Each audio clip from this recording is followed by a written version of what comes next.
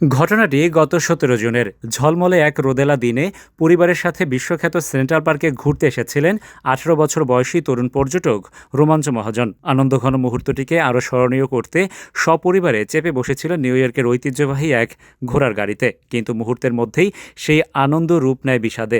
এক ভয়াবহ ও অনাকাঙ্ক্ষিত দুর্ঘটনায় গাড়ির ভেতরেই প্রাণ হারান ওই তরুণ। এই একটি মাত্র করুণ মৃত্যুই ওলটপালট করে দিয়েছে পুরো নিউ ইয়র্কের পর্যটন খাতের চেনা দৃশ্যপট। বুধবার সিটি কাউন্সিলের শুনানিতে অশ্রুসিক্ত চোখে নিহত তরুণের খালা সোফিয়া থুরকাল বলেন, আপনারা শুধু নামটি মনে রাখুন, রোমাঞ্চ মহাজন। এই শিল্পে ওই যেন শেষ শিকার হয়।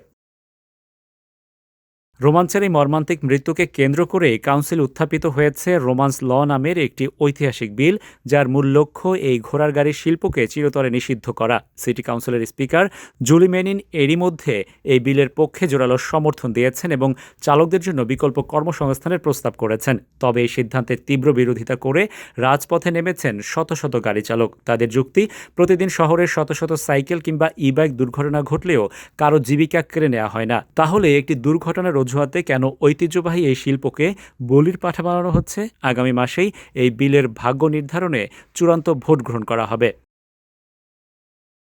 নিউ ইয়র্ক সিটির এই ঐতিহ্যবাহী ঘোড়ার গাড়ি শিল্পের মূল কেন্দ্রবিন্দু মূলত বিশ্বখ্যাত সেন্ট্রাল পার্ক এবং এর আশপাশের এলাকা। পার্কের ভেতরে নির্দিষ্ট রুট ছাড়াও central park south, fifth avenue এবং সেন্ট্রাল পার্ক ওয়েস্টের বিভিন্ন পয়েন্টে এই গাড়িগুলো পর্যটকদের জন্য অপেক্ষা করে। পরিসংখ্যান অনুযায়ী বর্তমানে এই শিল্পে সক্রিয় ঘোড়ার গাড়ির সংখ্যা প্রায় ৬৮টি এবং এই গাড়িগুলো পরিচালনার জন্য লাইসেন্সপ্রাপ্ত ঘোড়া রয়েছে প্রায় ২০০টির মতো, যাদের শিফট অনুযায়ী কাজ ও বিশ্রামের ব্যবস্থা করা হয়। এই শিল্পের সাথে প্রত্যক্ষ পরোক্ষভাবে প্রায় ৩০০ জনেরও বেশি মানুষ জড়িত।